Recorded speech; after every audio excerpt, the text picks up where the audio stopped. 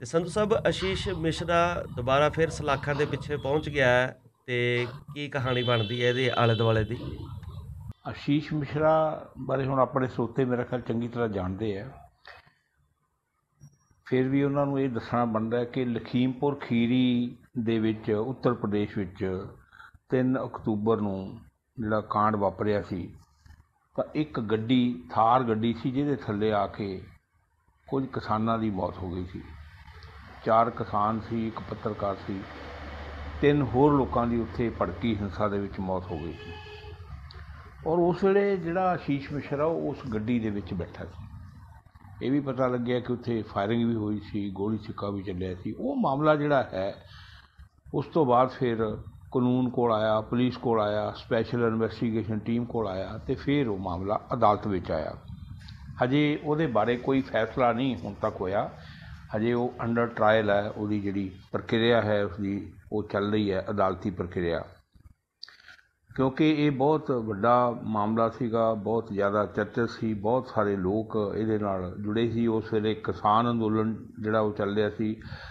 ਲੱਖਾਂ ਕਿਸਾਨ ਪਰਿਵਾਰ ਜਿਹੜੇ ਆ ਉਹ ਉਹਨਾਂ ਦੀਆਂ ਭਾਵਨਾਵਾਂ, ਕੁਝ ਜਿਹੜੇ ਕਿਸਾਨ ਆ ਉਹ ਤਾਂ ਸਿੱਧੇ ਤੌਰ 'ਤੇ ਉੱਥੇ ਬੈਠੇ ਸੀ ਧਰਨਿਆਂ ਦੇ ਵਿੱਚ ਦਿੱਲੀ ਦੇ ਵੱਖ-ਵੱਖ ਬਾਰਡਰਾਂ ਉੱਤੇ, ਔਰ ਰਾਜਾਂ ਦੇ ਵਿੱਚ ਵੀ ਉਹਨਾਂ ਦੇ ਪ੍ਰਦਰਸ਼ਨ ਚੱਲ ਰਹੇ ਸੀਗੇ। ਪੰਜਾਬ 'ਚ ਚੱਲ ਰਹੇ ਸੀ, ਹਰਿਆਣਾ 'ਚ ਚੱਲ ਰਹੇ ਸੀ, ਰਾਜਸਥਾਨ ਚੱਲ ਰਹੇ ਸੀ, ਉੱਤਰ ਪ੍ਰਦੇਸ਼ ਚੱਲ ਰਹੇ ਸੀ, ਉੱਤਰਾਖੰਡ 'ਚ ਚੱਲ ਰਹੇ ਸੀ, ਬਿਹਾਰ 'ਚ ਚੱਲ ਰਹੇ ਸੀ। ਪਰ ਬਹੁਤ ਸਾਰੇ ਕਿਸਾਨ ਜਿਹੜੇ ਉਹ ਉੱਥੇ ਬੈਠੇ ਸੀ ਔਰ ਉਹ ਸਾਰੇ ਪਰਿਵਾਰ ਜਿਹੜੇ ਉਹਨਾਂ ਦੇ ਨਾਲ ਉਸ ਵੇਲੇ ਜੁੜੀਆਂ ਸੀ। ਦੁਨੀਆ ਭਰ ਦੀਆਂ ਨਜ਼ਰਾਂ ਲੱਗੀਆਂ ਸੀ, ਦੁਨੀਆ ਦੇ ਵਿੱਚ ਇਹ ਮਾਮਲਾ ਚਰਚਿਤ ਹੋਇਆ ਸੀ। ਔਰ ਉਸ ਦੌਰਾਨ ਇਹ ਕਾਂਡ ਜਦੋਂ ਵਾਪਰਿਆ ਸੀ ਤਾਂ ਸਭ ਦੀਆਂ ਨਜ਼ਰਾਂ ਉਸ ਪਾਸੇ ਵੱਲ ਗਈਆਂ ਸੀ। ਜਦੋਂ ਇਹ ਕਾਂਡ ਵਾਪਰ ਗਿਆ, ਲੋਕਾਂ ਦੀ ਮੌਤ ਹੋ ਗਈ, ਫਿਰ ਅਗਲੀ ਗੱਲ ਜਿਹੜੀ ਸੀ ਉਹ ਇਹ ਸਾਹਮਣੇ ਆਈ ਕਿ ਕੀ ਇਹਦੇ ਵਿੱਚ ਇਨਸਾਫ ਹੋਏਗਾ ਜਾਂ ਜਿਹੜੇ ਅਸਲ ਦੋਸ਼ੀ ਹੈ ਜਿਨ੍ਹਾਂ ਵੱਲ ਉਂਗਲੀ ਕੀਤੀ ਗਈ ਸੀ ਉਹਨਾਂ ਨੂੰ ਸਜ਼ਾ ਮਿਲੇਗੀ। ਕਿਉਂਕਿ ਆਸ਼ੀਸ਼ ਮਿਸ਼ਰ ਨੂੰ ਮੁੱਖ ਦੋਸ਼ੀ ਠਹਿਰਾਇਆ ਗਿਆ ਸੀ ਔਰ ਕਈ ਸਾਰੀਆਂ ਧਾਰਾਵਾਂ ਲਾ ਕੇ ਉਹਦੇ ਉੱਤੇ ਪਰਚਾ ਕੀਤਾ ਗਿਆ ਸੀ। ਜਿਹੜੀ ਪਹਿਲਾਂ ਸਪੈਸ਼ਲ ਇਨਵੈਸਟੀਗੇਸ਼ਨ ਟੀਮ ਸੀ ਉਹਦੇ ਵਿੱਚ ਕੁਛ ਅਦਲਾ ਬਦਲੀ ਕਰ ਦਿੱਤੀ ਸੀ ਬਾਅਦ ਦੇ ਵਿੱਚ ਸੁਪਰੀਮ ਕੋਰਟ ਦੀਆਂ ਹਦਾਇਤਾਂ ਅਨੁਸਾਰ। ਔਰ ਜਿਹੜੀ ਨਵੀਂ ਸਪੈਸ਼ਲ ਇਨਵੈਸਟੀਗੇਸ਼ਨ ਟੀਮ ਆਈ ਸੀ ਉਹਨਾਂ ਨੇ ਫਿਰ ਇੱਕ ਮਤਲਬ ਪਟੀਸ਼ਨ ਪਾ ਕੇ, ਦਰਖਾਸਤ ਦੇ ਕੇ ਅਦਾਲਤ ਦੇ ਵਿੱਚ ਜਿਹੜੀਆਂ ਪਹਿਲਾਂ ਧਾਰਾਵਾਂ ਲਾ ਕੇ ਕੇਸ ਚੱਲ ਰਿਹਾ ਸੀ ਉਹਨਾਂ ਦੇ ਵਿੱਚ ਕੁਝ ਧਾਰਾਵਾਂ ਦਾ ਉਹਨਾਂ ਨੇ ਵਾਧਾ ਕੀਤਾ ਸੀ ਕਿ ਇਹ ਕੇਸ ਜਿਹੜਾ ਹੈ ਬਹੁਤ ਗੰਭੀਰ ਹੈ, ਅਤੀ ਗੰਭੀਰ ਹੈ। ਸੁਪਰੀਮ ਕੋਰਟ ਉਹਦੇ ਉੱਤੇ ਲਗਾਤਾਰ ਨਜ਼ਰ ਰੱਖ ਰਹੀ ਸੀ। ਜਦੋਂ ਉਹਨਾਂ ਨੂੰ ਗ੍ਰਿਫਤਾਰ ਕੀਤਾ ਗਿਆ 10 ਅਕਤੂਬਰ ਨੂੰ, 9 ਅਕਤੂਬਰ ਨੂੰ ਉਹ ਸਪੈਸ਼ਲ ਇਨਵੈਸਟੀਗੇਸ਼ਨ ਟੀਮ ਦੇ ਸਾਹਮਣੇ ਪੇਸ਼ ਹੁੰਦੇ ਹੈ। ਉਹਨਾਂ ਕੋਲੋਂ 12 ਘੰਟੇ ਪੁੱਛਗਿੱਛ ਕੀਤੀ ਜਾਂਦੀ ਹੈ। ਉਸ ਤੋਂ ਬਾਅਦ ਫਿਰ ਇਹ ਦੇਖਿਆ ਜਾਂਦਾ ਹੈ ਕਿ ਇਹਨਾਂ ਦਾ ਮਾਮਲੇ 'ਚ ਕਿਤੇ ਨਾ ਕਿਤੇ ਸ਼ਮੂਲੀਅਤ ਹੈ, ਕਿਤੇ ਨਾ ਕਿਤੇ ਹੱਥ ਹੈ। ਉਸ ਮੁੱਢਲੀ ਜਾਂਚ ਵਿੱਚ ਇਹ ਪਾਇਆ ਜਾਂਦਾ ਅਤੇ ਉਹਨਾਂ ਨੂੰ ਗ੍ਰਿਫਤਾਰ ਕਰ ਲਿਆ ਜਾਂਦਾ। ਉਸ ਤੋਂ ਬਾਅਦ ਅਦਾਲਤ ਵਿੱਚ ਪੇਸ਼ ਕੀਤਾ ਗਿਆ ਅਤੇ ਅਦਾਲਤ ਦੇ ਵਿੱਚ ਜ਼ਮਾਨਤ ਦੀ ਅਰਜ਼ੀ ਉਸੇ ਵੇਲੇ ਵੀ ਲਾਈ ਗਈ ਸੀ ਔਰ ਜਿਹੜੀ ਜ਼ਿਲ੍ਹਾ ਜੱਜ ਸੀਗੇ ਜਿਹੜੇ ਉਹਨਾਂ ਨੇ ਜ਼ਮਾਨਤ ਦੇਣ ਤੋਂ ਇਨਕਾਰ ਕਰ ਦਿੱਤਾ। ਉਸ ਤੋਂ ਬਾਅਦ ਆਸ਼ੀਸ਼ ਮਿਸ਼ਰ ਦੇ ਸਮੇਤ ਕੁੱਲ 14 ਲੋਕ ਉਹਦੇ ਸ਼ਾਮਲ ਸੀ ਜਿਨ੍ਹਾਂ ਨੂੰ ਜੇਲ੍ਹ ਭੇਜ ਦਿੱਤਾ ਗਿਆ। ਉਸ ਤੋਂ ਬਾਅਦ ਹਾਈ ਕੋਰਟ ਦੇ ਵਿੱਚ ਫਿਰ ਜ਼ਮਾਨਤ ਦੀ ਅਰਜ਼ੀ ਲਾਈ ਗਈ ਅਤੇ ਹਾਈ ਕੋਰਟ ਨੇ ਬਹੁਤ ਸਾਰੀਆਂ ਉਹਦੇ ਉੱਤੇ ਟਿੱਪਣੀਆਂ ਵੀ ਕੀਤੀਆਂ ਕੇਸ ਦੇ ਉੱਤੇ, ਅਤੇ ਉਹ ਟਿੱਪਣੀਆਂ ਕਰਕੇ ਉਹਨਾਂ ਨੇ ਉਸ ਦੀ ਜ਼ਮਾਨਤ ਜਿਹੜੀ ਸੀ ਉਹ ਮਨਜ਼ੂਰ ਕਰ ਲਈ। ਉਹ ਜਿਹੜਾ ਉਹਨਾਂ ਨੇ ਫੈਸਲਾ ਕੀਤਾ ਸੀ, ਜੋ ਕੁਛ ਦੱਸਿਆ ਸੀ ਹਾਈ ਕੋਰਟ ਨੇ, ਉਹਦੇ ਵਿੱਚ ਇਸ ਤਰ੍ਹਾਂ ਲੱਗਦਾ ਸੀ ਜਿਵੇਂ ਆਸ਼ੀਸ਼ ਮਿਸ਼ਰ ਜਿਹੜਾ ਹੈ ਉਹਦੇ ਵਿੱਚ ਕੋਈ ਉਹਦਾ ਬਹੁਤਾ ਦੋਸ਼ ਹੈ ਹੀ ਨਹੀਂ। ਇਹ ਦੱਸਿਆ ਗਿਆ ਸੀ ਕਿ ਨਾ ਉਹਦੇ ਕਹਿਣ 'ਤੇ ਗੱਡੀ ਚੜ੍ਹਾਈ ਗਈ ਹੈ, ਨਾ ਉਹਦੇ ਕਹਿਣ ਦੇ ਉੱਤੇ ਕੋਈ ਫਾਇਰਿੰਗ ਕੀਤੀ ਗਈ ਹੈ, ਉਹਦੇ 'ਚ ਕੋਈ ਸ਼ਮੂਲੀਅਤ ਮਤਲਬ ਜਿਹੜੀ ਹੈ ਇਸ ਤਰ੍ਹਾਂ ਦੀ ਡਾਇਰੈਕਟ ਗੱਲ ਉਹਦੀ ਨਹੀਂ ਦਰਸਾਈ ਗਈ। ਨਾ ਹੀ ਉਹਨੇ ਕਿਸੇ ਨੂੰ ਕਿਹਾ ਡਰਾਈਵਰ ਨੂੰ ਜਾਂ ਹੋਰ ਨੂੰ ਇਹ ਬੋਲਦੇ ਕੋਈ ਸੁਣਿਆ ਗਿਆ, ਕੋਈ ਇਸ ਤਰ੍ਹਾਂ ਦਾ ਸਬੂਤ, ਇਸ ਤਰ੍ਹਾਂ ਦੀ ਗਵਾਹੀ ਜਿਹੜੀ ਹੈ ਉਹ ਨਹੀਂ ਆਈ। ਇਹ ਚੀਜ਼ਾਂ ਨੂੰ ਧਿਆਨ ਵਿੱਚ ਰੱਖ ਕੇ ਮਾਣਯੋਗ ਹਾਈ ਕੋਰਟ ਨੇ ਉਹਨਾਂ ਦੀ ਜ਼ਮਾਨਤ ਦੀ ਅਰਜ਼ੀ ਮਨਜ਼ੂਰ ਕਰ ਦਿੱਤੀ। ਉਸ ਤੋਂ ਬਾਅਦ ਜਿਹੜੇ ਪੀੜਤ ਪਰਿਵਾਰ ਸੀ ਉਹ ਅਤੇ ਕਿਸਾਨ ਯੂਨੀਅਨਾਂ ਵਾਲੇ ਉਹਨਾਂ ਨੇ ਫਿਰ ਚਾਰਾਜੋਈ ਕੀਤੀ ਅਤੇ ਸੁਪਰੀਮ ਕੋਰਟ ਦੇ ਵਿੱਚ ਜਾ ਕੇ ਦਰਖਾਸਤ ਦਿੱਤੀ ਕਿ ਉਹਦੀ ਜ਼ਮਾਨਤ ਜਿਹੜੀ ਆ ਉਹ ਰੱਦ ਕੀਤੀ ਜਾਵੇ। ਕਿਉਂਕਿ ਉਹਦੀ ਜ਼ਮਾਨਤ ਜਿਹੜੀ ਹੈ ਜੇ ਰੱਦ ਨਹੀਂ ਕੀਤੀ ਜਾਂਦੀ ਤਾਂ ਗਵਾਹਾਂ ਦੇ ਉੱਤੇ ਪ੍ਰਭਾਵ ਪਾਇਆ ਜਾਏਗਾ, ਉਹਨਾਂ ਨੂੰ ਤੰਗ ਪਰੇਸ਼ਾਨ ਵੀ ਕੀਤਾ ਜਾ ਸਕਦਾ ਹੈ, ਉਹਨਾਂ ਨੂੰ ਤੋਂ ਮਤਲਬ ਕੇਸ ਦੇ ਵਿੱਚ ਕਿਸੇ ਤਰ੍ਹਾਂ ਦੀ ਦਖਲ ਅੰਦਾਜ਼ੀ ਹੋ ਸਕਦੀ ਹੈ। ਔਰ ਇਹ ਸਾਰੀਆਂ ਗੱਲਾਂ ਜਦੋਂ ਧਿਆਨ 'ਚ ਰੱਖੀਆਂ ਸੁਪਰੀਮ ਕੋਰਟ ਨੇ ਸੁਣਿਆ। ਨਾਲ ਉਹਦੇ ਵਿੱਚ ਕਿਸਾਨਾਂ ਨੇ ਇੱਕ ਪ੍ਰਮੁੱਖ ਗੱਲ ਇਹ ਕਹੀ ਸੀ, ਪੀੜਤ ਪਰਿਵਾਰਾਂ ਨੇ, ਕਿ ਹਾਈ ਕੋਰਟ ਦੇ ਵਿੱਚ ਜਦੋਂ ਜ਼ਮਾਨਤ ਦਿੱਤੀ ਗਈ ਆ ਉਦੋਂ ਸਾਡਾ ਪੱਖ ਸੁਣਿਆ ਨਹੀਂ ਗਿਆ। ਜਦੋਂ ਸਾਡਾ ਪੱਖ ਸੁਣਨਾ ਸੀ ਉਦੋਂ ਕਿਹਾ ਗਿਆ ਸੀ ਕਿ ਇੰਟਰਨੈਟ ਬੰਦ ਹੋ ਗਿਆ, ਇਸ ਕਰਕੇ ਸਾਡਾ ਪੱਖ ਵੀ ਸੁਣਿਆ ਜਾਵੇ ਅਤੇ ਜ਼ਮਾਨਤ ਜਿਹੜੀ ਆ ਉਹ ਰੱਦ ਕੀਤੀ ਜਾਵੇ। ਸੁਪਰੀਮ ਕੋਰਟ ਨੇ ਸਾਰੀਆਂ ਗੱਲਾਂ 'ਤੇ ਵਿਚਾਰ ਕੀਤਾ ਔਰ ਉਹਨਾਂ ਨੇ ਡਾਇਰੈਕਟ ਟਿੱਪਣੀਆਂ ਕੀਤੀਆਂ ਹਾਈ ਕੋਰਟ ਦੇ ਸੰਬੰਧ ਦੇ ਵਿੱਚ ਕਿ ਉੱਥੇ ਦੂਜੀ ਧਿਰ ਜਿਹੜੀ ਹੈ ਉਹਨੂੰ ਪੂਰਾ ਸੁਣਵਾਈ ਦਾ ਮੌਕਾ ਨਹੀਂ ਦਿੱਤਾ ਗਿਆ ਔਰ ਥੋੜ੍ਹੀ ਜਿਹੀ ਕਾਹਲੀ ਤੋਂ ਕੰਮ ਲਿਆ ਗਿਆ। ਇਸ ਕਰਕੇ ਇਹਦੀ ਜ਼ਮਾਨਤ ਜਿਹੜੀ ਹੈ ਉਹ ਰੱਦ ਕੀਤੀ ਜਾਣੀ ਚਾਹੀਦੀ ਹੈ ਔਰ ਇਹ ਵੀ ਮੰਗ ਕੀਤੀ ਗਈ ਸੀਗੀ ਪੀੜਤ ਪਰਿਵਾਰਾਂ ਵੱਲੋਂ ਕਿ ਇਹਦੇ ਬਾਹਰ ਆਉਣ ਦੇ ਨਾਲ ਕੇਸ ਦੇ ਉੱਤੇ ਫਰਕ ਪੈ ਸਕਦਾ ਹੈ, ਗਵਾਹਾਂ ਦੇ ਉੱਤੇ ਫਰਕ ਪੈ ਸਕਦਾ। ਇਹ ਸਾਰੀਆਂ ਚੀਜ਼ਾਂ ਨੂੰ ਧਿਆਨ ਵਿੱਚ ਰੱਖ ਕੇ ਮਾਣਯੋਗ ਸੁਪਰੀਮ ਕੋਰਟ ਨੇ ਉਸ ਸੰਬੰਧ ਦੇ ਵਿੱਚ ਫਿਰ ਟਿੱਪਣੀਆਂ ਕੀਤੀਆਂ ਅਤੇ ਉਹਨਾਂ ਨੇ ਕਿਹਾ ਕਿ ਇਸ ਦੀ ਜ਼ਮਾਨਤ ਜਿਹੜੀ ਹੈ ਉਹ ਰੱਦ ਕੀਤੀ ਜਾਵੇ। ਇੱਕ ਹਫ਼ਤੇ ਦਾ ਟਾਈਮ ਦਿੱਤਾ ਗਿਆ ਸੀ ਕਿ ਹਫ਼ਤੇ ਦੇ ਵਿੱਚ ਉਹ ਸਰੈਂਡਰ ਕਰ ਦੇਣ। ਹਫ਼ਤਾ ਚਾਰਾਜੋਈ ਵਾਸਤੇ ਵੀ ਆਪਾਂ ਕਹਿ ਸਕਦੇ ਹਾਂ ਉਹਨਾਂ ਦੇ, ਪਰ ਉਹਨਾਂ ਦੇ ਵੱਲੋਂ ਇਸ ਵੇਲੇ ਤੱਕ ਅਜੇ ਕੋਈ ਚਾਰਾਜੋਈ ਨਹੀਂ ਕੀਤੀ ਗਈ। ਹਜੇ ਕਿ ਸੁਪਰੀਮ ਕੋਰਟ ਨੇ ਕਿਹਾ ਸੀ ਕਿ ਜੇ ਉਹ ਚਾਹੁਣ ਤਾਂ ਦੁਬਾਰਾ ਦਰਖਾਸਤ ਜਿਹੜੀ ਹੈ ਜ਼ਮਾਨਤ ਵਾਸਤੇ ਹਾਈ ਕੋਰਟ ਦੇ ਵਿੱਚ ਲਾ ਸਕਦੇ ਨੇ ਅਤੇ ਹਾਈ ਕੋਰਟ ਦੁਬਾਰਾ ਉਹਦੀ ਸੁਣਵਾਈ ਕਰ ਸਕਦਾ। ਹੁਣ ਇਸ ਵਾਰ ਹਾਈ ਕੋਰਟ ਫਿਰ ਉਸ ਦੀ ਮੰਨ ਲਓ ਸੁਣਵਾਈ ਕਰਦਾ, ਉਹ ਉੱਥੇ ਦਰਖਾਸਤ ਲਾਉਂਦੇ ਆ, ਪਟੀਸ਼ਨ ਲਾਉਂਦੇ ਆ ਜ਼ਮਾਨਤ ਵਾਸਤੇ, ਤਾਂ ਹੁਣ ਤੱਕ ਜਿਹੜੀਆਂ ਟਿੱਪਣੀਆਂ ਸੁਪਰੀਮ ਕੋਰਟ ਨੇ ਕੀਤੀਆਂ ਜਾਂ ਸੁਪਰੀਮ ਕੋਰਟ ਦੇ ਵਿੱਚ ਜਿਹੜੀ ਕਾਰਵਾਈ ਹੋ ਚੁੱਕੀ ਹੈ, ਕਿਉਂਕਿ ਸੁਪਰੀਮ ਕੋਰਟ ਜਿਹੜੀ ਹੈ ਇਹ ਸਰਵਉੱਚ ਅਦਾਲਤ ਹੈ, ਸੁਪਰੀਮ ਅਦਾਲਤ ਹੈ, ਇਸ ਦੇ ਮਾਮਲੇ ਨੂੰ ਅੱਗੇ ਕਿਤੇ ਚੁਣੌਤੀ ਨਹੀਂ ਦਿੱਤੀ ਜਾ ਸਕਦੀ ਔਰ ਜੇ ਫਿਰ ਹਾਈ ਕੋਰਟ ਕੋਈ ਸੁਣਵਾਈ ਕਰਦੀ ਹੈ ਤਾਂ ਉਹਨਾਂ ਨੂੰ ਇਹਨਾਂ ਚੀਜ਼ਾਂ ਨੂੰ ਵੀ ਧਿਆਨ ਦੇ ਵਿੱਚ ਰੱਖਣਾ ਪਏਗਾ। ਇਸ ਕਰਕੇ ਉਹਨਾਂ ਨੂੰ ਜਦੋਂ 18 ਅਪ੍ਰੈਲ ਨੂੰ ਜ਼ਮਾਨਤ ਉਹਨਾਂ ਦੀ ਖਾਰਜ ਕਰ ਦਿੱਤੀ ਗਈ ਸੀ, ਇੱਕ ਹਫ਼ਤੇ ਦਾ ਟਾਈਮ ਦਿੱਤਾ ਗਿਆ ਅਤੇ 24 ਅਪ੍ਰੈਲ ਨੂੰ ਕੱਲ੍ਹ ਉਹਨਾਂ ਨੇ ਅਦਾਲਤ ਦੇ ਸਾਹਮਣੇ ਸਰੈਂਡਰ ਕਰ ਦਿੱਤਾ ਅਤੇ ਉਹ ਫਿਰ ਜੇਲ੍ਹ ਵਿੱਚ ਪਹੁੰਚ ਗਏ। ਹੁਣ ਉਹਨਾਂ ਦੇ ਬਾਰੇ ਫਿਰ ਅੱਗੋਂ ਉਹਨਾਂ ਦੀ ਜਿਹੜੀ ਧਿਰ ਹੈ, ਉਹਨਾਂ ਦੇ ਵਕੀਲ ਨੇ, ਉਹ ਕੀ ਰੁਖ ਅਪਣਾਉਂਦੇ ਨੇ ਅਤੇ ਜਿਹੜੇ ਪੀੜਤ ਪਰਿਵਾਰ ਨੇ ਉਹ, ਕਿਉਂਕਿ ਮਾਮਲਾ ਅਜੇ ਵੀ ਇਹ ਪੈਂਡਿੰਗ ਹੈ, ਅਜੇ ਇਹਦਾ ਡਿਸੀਜ਼ਨ ਹੋਣਾ ਹੈ ਇਸ ਮਾਮਲੇ ਵਿੱਚ, ਅਜੇ ਬਹੁਤ ਕੁਛ ਰਹਿੰਦਾ ਹੈ, ਬਹੁਤ ਕੁਛ ਚੱਲਦਾ ਹੈ। ਇਸ ਦੌਰਾਨ ਜਿਹੜੀਆਂ ਵਿਰੋਧੀ ਪਾਰਟੀਆਂ ਨੇ ਉਹਨਾਂ ਨੇ ਵੱਖਰੇ ਤੌਰ 'ਤੇ ਵੀ ਗੱਲ ਕੀਤੀ ਹੈ ਕਿ ਇਹਦੇ ਨਾਲ ਜਿਹੜੀ ਆ ਸੱਤਾਧਾਰੀ ਧਿਰ ਹੈ ਜਿਹੜੀ ਉੱਥੇ, ਕਿਉਂਕਿ ਪਹਿਲਾਂ ਵੀ ਉੱਥੇ ਆਦਿੱਤਿਆਨਾਥ ਯੋਗੀ ਦੀ ਸਰਕਾਰ ਸੀ ਯੂਪੀ ਦੇ ਵਿੱਚ, ਦੁਬਾਰਾ ਫਿਰ ਵੋਟਾਂ ਪਈਆਂ, ਦੁਬਾਰਾ ਫਿਰ ਉਹਨਾਂ ਦੀ ਸਰਕਾਰ ਬਣ ਗਈ ਔਰ ਉਹਨਾਂ ਦੇ ਉੱਤੇ ਨਿਸ਼ਾਨਾ ਲਾਇਆ ਜਾ ਰਿਹਾ ਕਿ ਸਰਕਾਰ ਜਿਹੜੀ ਹੈ ਉਹ ਇਸ ਕੇਸ ਦੇ ਨਾਲ ਛੇੜਛਾੜ ਕਰ ਰਹੀ ਹੈ, ਗਵਾਹਾਂ ਦੇ ਉੱਤੇ ਉਹ ਹਮਲੇ ਕਰਵਾ ਰਹੀ ਹੈ, ਪ੍ਰਭਾਵਿਤ ਕਰ ਰਹੀ ਹੈ, ਉਹਨਾਂ ਨੂੰ ਤੰਗ ਪਰੇਸ਼ਾਨ ਕਰ ਰਹੀ ਹੈ ਔਰ ਉਹਦਾ ਮਤਲਬ ਇਹੀ ਹੈ ਕਿ ਜਾਂ ਉਹ ਗਵਾਹੀ ਉਹਨਾਂ ਦੇ ਹੱਕ ਵਿੱਚ ਦੇ ਦੇਣ, ਜਾਂ ਉਹ ਗਵਾਹੀ ਤੋਂ ਮੁੱਕਰ ਜਾਣ, ਜਾਂ ਉਹ ਗਵਾਹੀ ਤੋਂ ਜਵਾਬ ਦੇ ਦੇਣ। ਜੇ ਗਵਾਹ ਨਾ ਹੋਣ ਤਾਂ ਅਦਾਲਤ ਦੇ ਵਿੱਚ ਜਾ ਕੇ ਕੇਸ ਜਿਹੜਾ ਹੈ ਉਹ ਕਮਜ਼ੋਰ ਹੋ ਜਾਂਦਾ। ਹਜੇ ਕਿ ਹੁਣ ਅੱਜ ਉਹ ਜ਼ਮਾਨਾ ਨਹੀਂ ਰਿਹਾ ਪਹਿਲਾਂ ਵਾਲਾ, ਹੁਣ ਅੱਜ ਕੱਲ੍ਹ ਅਨੇਕਾਂ ਆਡੀਓ ਵੀਡੀਓ ਕਈ ਕੁਛ ਜਿਹੜਾ ਉਹਦਾ ਸਾਹਮਣੇ ਆ ਜਾਂਦਾ ਹੈ, ਅਦਾਲਤਾਂ ਦੇ ਕੋਲ ਵੀ ਆ ਜਾਂਦਾ ਹੈ ਅਤੇ ਉਸ ਸੰਦਰਭ ਦੇ ਵਿੱਚ ਅਦਾਲਤਾਂ ਫੈਸਲਾ ਕਰਦੀਆਂ ਨੇ। ਹੋ ਸਕਦਾ ਉਹਨਾਂ ਗੱਲਾਂ ਵੱਲ ਕੋਈ ਬਹੁਤੀ ਤੋਜੋ ਨਾ ਦਿੱਤੀ ਜਾਵੇ। ਫਿਰ ਵੀ ਖਦਸ਼ਾ ਜਿਹੜਾ ਉਹ ਜ਼ਾਹਰ ਕੀਤਾ ਗਿਆ ਸਿਆਸੀ ਪਾਰਟੀਆਂ ਵੱਲੋਂ ਅਤੇ ਸੰਬੰਧਿਤ ਜਿਹੜੀ ਪ੍ਰਭਾਵਿਤ ਪੀੜਤ ਧਿਰ ਹੈ ਉਹਨਾਂ ਦੇ ਵੱਲੋਂ ਵੀ ਕਿ ਸਰਕਾਰ ਜਿਹੜੀ ਹੈ ਉਹ ਇਸ ਮਾਮਲੇ ਦੇ ਵਿੱਚ ਸ਼ਰੇਆਮ ਦਖਲਅੰਦਾਜ਼ੀ ਕਰ ਰਹੀ ਹੈ। ਰਾਸ਼ਟਰੀ ਲੋਕ ਦਲ ਦੇ ਜਿਹੜੇ ਨੇਤਾ ਨੇ ਜਯੰਤ ਚੌਧਰੀ, ਉਹਨਾਂ ਨੇ ਬਕਾਇਦਾ ਪ੍ਰੈਸ ਕਾਨਫਰੰਸ ਕਰਕੇ ਇਸ ਤਰ੍ਹਾਂ ਦੇ ਦੋਸ਼ ਲਾਏ ਨੇ ਕਿ ਇਸ ਸਾਰੇ ਮਾਮਲੇ ਨੂੰ ਤਾਰਪੀਡੋ ਕਰਨ ਦੀ ਕੋਸ਼ਿਸ਼ ਕੀਤੀ ਜਾ ਰਹੀ ਹੈ। ਇਸ ਸੰਬੰਧ ਦੇ ਵਿੱਚ ਹੁਣ ਜਿਹੜਾ ਸਾਰਾ ਭਰੋਸਾ ਹੈ ਲੋਕਾਂ ਦਾ ਉਹ ਅਦਾਲਤ ਦੇ ਉੱਤੇ ਟਿਕਿਆ ਹੋਇਆ ਹੈ ਕਿ ਜਿਹੜੀ ਸਰਵਉੱਚ ਅਦਾਲਤ ਹੈ ਉਹ, ਕਿਉਂਕਿ ਅਲਟੀਮੇਟਲੀ ਜੇ ਹਾਈ ਕੋਰਟ 'ਚ ਕੋਈ ਫੈਸਲਾ ਹੁੰਦਾ ਹੈ, ਸੈਸ਼ਨ ਕੋਰਟ 'ਚ ਕੋਈ ਫੈਸਲਾ ਹੁੰਦਾ ਹੈ ਅਤੇ ਉਹ ਲਾਸਟ ਦੇ ਵਿੱਚ ਫਿਰ ਜਾ ਕੇ ਉਹਨੂੰ ਸੁਪਰੀਮ ਕੋਰਟ ਦੇ ਵਿੱਚ ਚੁਣੌਤੀ ਦਿੱਤੀ ਜਾ ਸਕਦੀ ਹੈ। ਉਸ ਦਾ ਫਿਰ ਨਿਪਟਾਰਾ ਜਿਹੜਾ ਹੈ ਉਹ ਉੱਥੇ ਹੋਏਗਾ ਕਿ ਉਹਦੇ ਵਿੱਚ ਸੱਚਮੁੱਚ ਕੌਣ ਦੋਸ਼ੀ ਹੈ, ਕਿਸ ਦਾ ਕਿੰਨਾ ਹੱਥ ਹੈ ਅਤੇ ਕਿਸ ਨੂੰ ਕਿੰਨੀ ਸਜ਼ਾ ਜਿਹੜੀ ਹੈ ਉਹ ਮਿਲਦੀ ਹੈ। ਜੀ ਸੰਧੂ ਸਾਹਿਬ, ਨਵਜੋਤ ਸਿੰਘ ਸਿੱਧੂ ਹੋਰਾਂ ਦੀ ਹੁਣ ਕਿਵੇਂ ਗੱਲਬਾਤ ਚੱਲ ਰਹੀ ਹੈ? ਇਹਨਾਂ ਦਾ ਰਾਗ ਤੇ ਆਲਾਪ ਕਿਸੇ ਨਾਲ ਸੁਰਤਾਲ ਮਿਲੇਗੀ ਕਿ ਨਹੀਂ ਮਿਲੇਗੀ? ਹਾਂਜੀ, ਸਿੱਧੂ ਸਾਹਿਬ ਇਹ ਕਹਿੰਦੇ ਆ ਵੀ ਬਾਕੀ ਸਾਰੇ ਬੇਸੁਰੇ ਗਾ ਰਹੇ ਆ, ਉਹ ਤਾਲ 'ਚ ਨਹੀਂ ਗਾ ਰਹੇ, ਮੈਂ ਇਕੱਲਾ ਹੀ ਸੁਰ 'ਚ ਗਾ ਰਿਹਾ ਅਤੇ ਮੈਂ ਹੀ ਇਕੱਲਾ ਤਾਲ 'ਚ ਗਾ ਰਿਹਾ। ਹੋ ਸਕਦਾ ਗੱਲ ਠੀਕ ਹੋਵੇ, ਪਰ ਜਿਹੜੇ ਦੂਜੀਆਂ ਧਿਰਾਂ ਵਾਲੇ ਨੇ ਉਹ ਕਹਿੰਦੇ ਨੇ ਨਹੀਂ, ਅਸੀਂ ਸੁਰ 'ਚ ਗਾ ਰਹੇ ਹਾਂ, ਤਾਲ 'ਚ ਗਾ ਰਹੇ ਹਾਂ, ਇਕੱਲਾ ਸਿੱਧੂ ਬੇਸੁਰਾ ਗਾ ਰਿਹਾ। ਇਹਨਾਂ ਕਾਰਨਾਂ ਕਰਕੇ ਜਿਹੜੀ ਪੰਜਾਬ ਕਾਂਗਰਸ ਹੈ ਉਹਦੇ ਵਿੱਚ ਆਪਸ ਵਿੱਚ ਕਾਫੀ ਦੂਰੀਆਂ ਚੱਲ ਰਹੀਆਂ ਨੇ ਔਰ ਉਹਨਾਂ ਦਾ ਪਾੜਾ ਜਿਹੜਾ ਹੈ ਉਹ ਜੇ ਇੱਕ ਪਾਸਿਓਂ ਮਿਟਦਾ ਤਾਂ ਦੂਜੇ ਪਾਸੇ ਵੱਧ ਜਾਂਦਾ, ਦੂਜੇ ਪਾਸਿਓਂ ਮਿਟਦਾ ਤਾਂ ਤੀਜੇ ਪਾਸੇ ਵੱਧ ਜਾਂਦਾ। ਹਾਲਾਤ ਕੁਛ ਇੱਦਾਂ ਦੇ ਬਣੇ ਨੇ। ਪਰ ਇਸ ਸਾਰੇ ਘਟਨਾ ਚੱਕਰਾਂ ਦੇ ਦੌਰਾਨ, ਇਸ ਸਾਰੇ ਮਾਹੌਲ ਦੇ ਦੌਰਾਨ ਜਿਹੜੇ ਨਵਜੋਤ ਸਿੱਧੂ ਨੇ ਉਹ ਆਪਣੀ ਡਫਲੀ ਵੱਖਰੀ ਵਜਾ ਕੇ ਤੇ ਵੱਖਰਾ ਰਾਗ ਆਲਾਪ ਕੇ ਆਪਣੀ ਹੋਂਦ ਦਾ ਅਹਿਸਾਸ ਕਰਵਾਉਣ ਦੀ ਕੋਸ਼ਿਸ਼ ਕਰਦੇ ਰਹਿੰਦੇ ਨੇ। ਉਹ ਦੱਸਦੇ ਰਹਿੰਦੇ ਨੇ ਕਿ ਮੈਂ ਬਿਲਕੁਲ ਸਰਗਰਮ ਹਾਂ ਅਤੇ ਮੈਨੂੰ ਪੰਜਾਬ ਦੀ ਚਿੰਤਾ ਹੈ। ਬਾਕੀ ਸਾਰੇ ਨੇਤਾਵਾਂ ਨਾਲੋਂ ਵੱਧ ਲੱਗਦਾ ਵੀ ਹੈ ਕਿ ਉਹ ਸਰਗਰਮ ਨੇ, ਅਤੇ ਉਹ ਸਰਗਰਮ ਹੁੰਦੇ ਵੀ ਨੇ, ਕਿਉਂਕਿ ਉਹਨਾਂ ਦੀਆਂ ਐਕਟੀਵਿਟੀ ਜਿਹੜੀਆਂ ਨੇ ਉਹ ਕੁਛ ਇਸ ਤਰ੍ਹਾਂ ਦੀਆਂ ਹੁੰਦੀਆਂ ਨੇ ਕਿ ਉਹ ਲੋਕਾਂ ਦੇ ਵਿੱਚ ਵਿਚਰ ਕੇ ਉਹਨਾਂ ਦੀ ਗੱਲਬਾਤ ਸੁਣ ਕੇ ਉਹਦਾ ਹੱਲ ਕੱਢਣ ਦੀ ਜਾਂ ਲੱਭਣ ਦੀ ਜਾਂ ਉਹਨਾਂ ਦੇ ਹੱਕ ਵਿੱਚ ਹਾਂ ਦਾ ਨਾਅਰਾ ਮਾਰਨ ਦੀ, ਉਹਨਾਂ ਦੇ ਹੱਕ ਵਿੱਚ ਆਵਾਜ਼ ਉਠਾਉਣ ਦੀ ਉਹ ਕੋਸ਼ਿਸ਼ ਕਰਦੇ ਰਹਿੰਦੇ ਨੇ। ਜਿੱਥੇ ਜਿੱਥੇ ਪਿਛਲੇ ਦਿਨੀਂ ਕਿਸਾਨਾਂ ਦੀ ਮੌਤ ਹੋਈ, ਉਹਨਾਂ ਨੇ ਉਹਨਾਂ ਦੇ ਘਰਾਂ ਵਿੱਚ ਜਾ ਕੇ ਉਹਨਾਂ ਦੇ ਨਾਲ ਅਫਸੋਸ ਪ੍ਰਗਟ ਕੀਤਾ। ਪੰਜਾਬ ਨੂੰ ਜਿਹੜੀਆਂ ਸਮੱਸਿਆਵਾਂ ਦਾ ਸਾਹਮਣਾ ਕਰਨਾ ਪੈਂਦਾ ਉਹ ਵੀ ਉਹਨਾਂ ਨੇ ਗੱਲ ਉਠਾਈ। ਪਰ ਚੱਲ ਰਹੇ ਨੇ ਇਕੱਲੇ ਹੀ। ਜਿਹੜੇ ਹੁਣ ਕਾਂਗਰਸ ਦੇ ਪ੍ਰਧਾਨ ਬਣੇ ਨੇ ਅਮਰਿੰਦਰ ਸਿੰਘ ਰਾਜਾ ਵੜਿੰਗ, ਉਹਨਾਂ ਤੋਂ ਵੀ ਉਹ ਦੂਰੀ ਬਣਾ ਕੇ ਚੱਲ ਰਹੇ ਨੇ।